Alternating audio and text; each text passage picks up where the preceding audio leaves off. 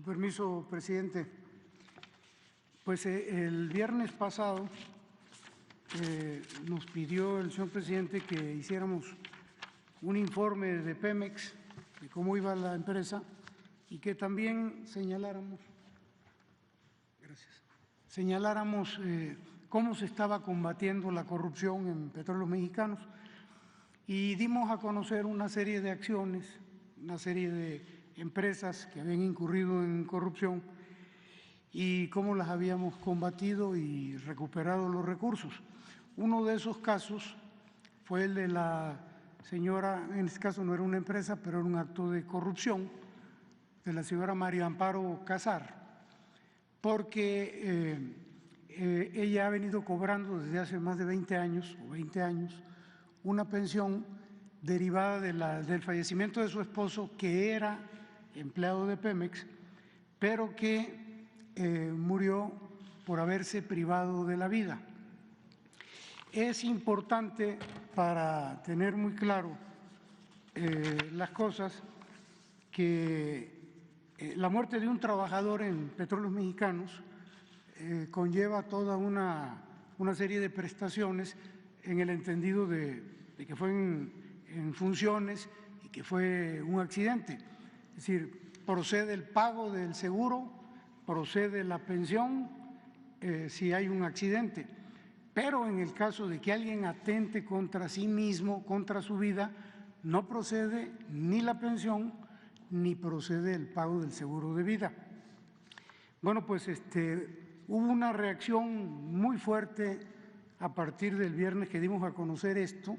Los grupos de derecha, los adversarios del régimen, se vinieron con todo y bueno, pues esto nos obliga a dar más elementos, a aclarar más cómo estuvo este asunto del fallecimiento del esposo de la señora Casar. Primero decir que el fallecimiento ocurrió el día 7 de octubre de 2004 y a las pocas horas de que sucedió el lamentable suceso trágico, se presentaron familiares, dos cuñados del señor Márquez Padilla, quien falleció, y su hermano. Entonces se presentó el señor Juan Rebolledo Gout, cuñado del señor Márquez Padilla, se presentó José Ignacio Casar Pérez, hermano, también cuñado de él, del finado, hermano de la señora Casar, y se presentó Federico Javier Márquez Padilla, hermano del finado.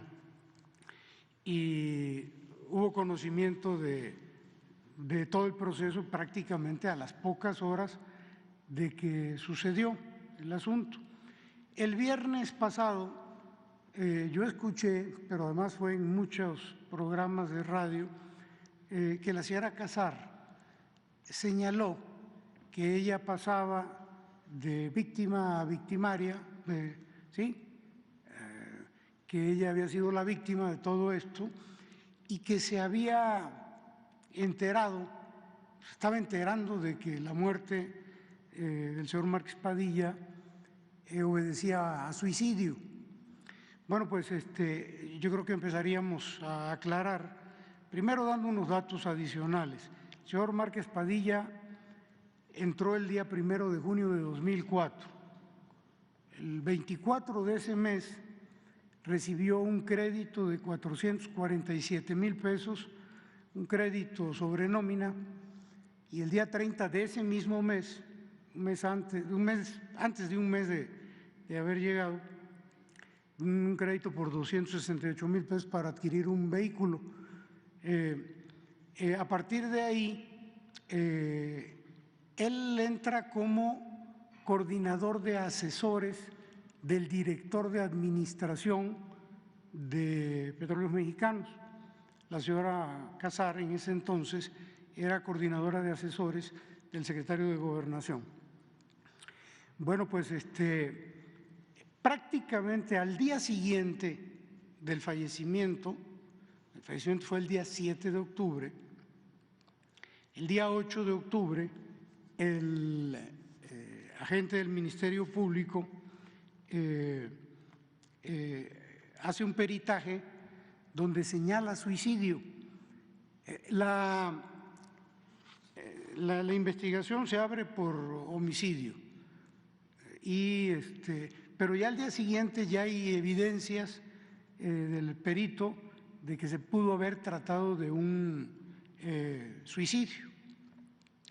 De manera que esto da pie a una investigación que se lleva aproximadamente 4 o 5 meses. Esto ocurre el 7 de octubre y en febrero ya la Fiscalía da a conocer el dictamen de cierre de ejercicio donde no hay homicidio, sino que lo que ocurrió, nadie privó de la vida al señor, el señor se quitó la vida 5 meses después. Pero es importante decir que la señora Casar, el día 15 de octubre, el día 7 fallece su esposo, el día 15 de octubre ya solicita la pensión y el pago del seguro. Y una cosa curiosa o poco usual, Petróleos Mexicanos, los funcionarios de aquella época, no Petróleos Mexicanos, como dice el presidente, pues no tiene la culpa Petróleos Mexicanos, los funcionarios le pagan el primer cheque de pensión ese mismo mes, el día 29 de octubre.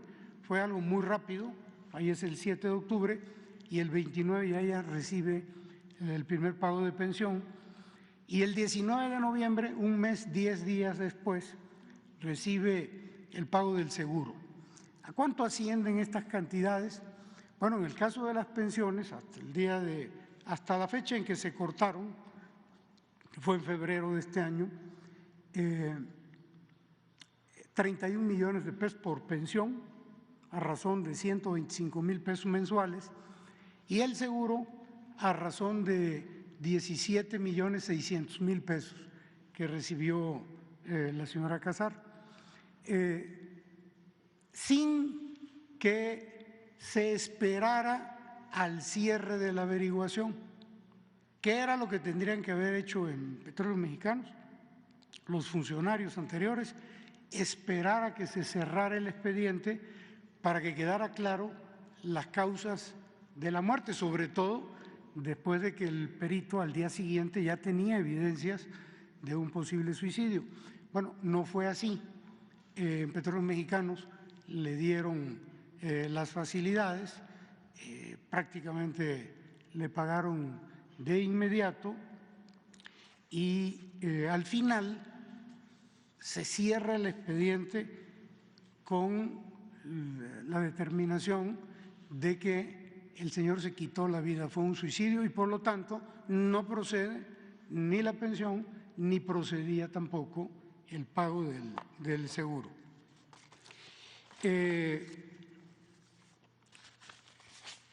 El otro dato que es importante señalar aquí es de que en esta andanada que se dio de parte de los grupos adversarios de este régimen, conservadores, fue de que se habían violado los derechos de la familia porque se habían dado a conocer.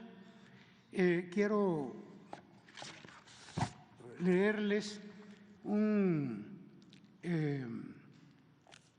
una resolución del Instituto Nacional de Acceso a la Información que tiene que ver con resoluciones del Pleno del INAI sobre la publicación de carpetas de investigación a cargo de la Fiscalía Especializada en materia de combate a la corrupción. No les voy a leer todo el texto porque es largo, pero sí un párrafo que lo dice todo. Dice, no obstante, la mayoría del Pleno del INAI resuelve revocar la clasificación de la información con fundamento en el artículo 112, fracción 2 de la Ley de Acceso a la Información, pública, y entre paréntesis dice: no puede reservarse información relacionada con actos de corrupción, se cierra el paréntesis, porque de acuerdo con información periodística o declaraciones de autoridades distintas a la ministerial, los asuntos se relacionan con actos de corrupción. De manera que la propia ley del INAI señala, el propio resolutivo del INAI del Pleno señala que no puede ser clasificada como reservada. Entonces, espero que esta información adicional que estamos dando deje claro qué fue lo que pasó. ¿Por qué consideramos esto un acto de corrupción? Porque siendo suicidio se le dio trato de accidente, y ese es el resolutivo que señala el cierre de la averiguación de la Fiscalía.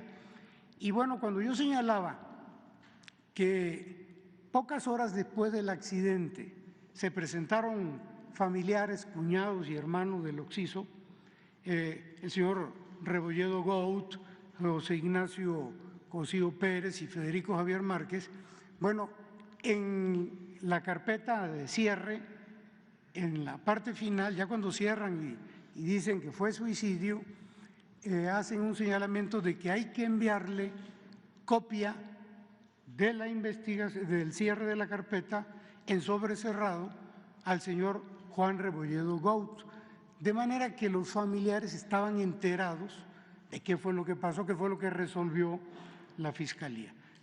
Entonces, pues eso de que no se enteró, pues de acuerdo con los documentos que nosotros tenemos, pues no es posible. Y pues yo creo que estos datos que le estamos aportando pues van a dar un poquito más de claridad en cuanto a lo que ocurrió, lo que dijimos el día viernes pasado. Señor presidente.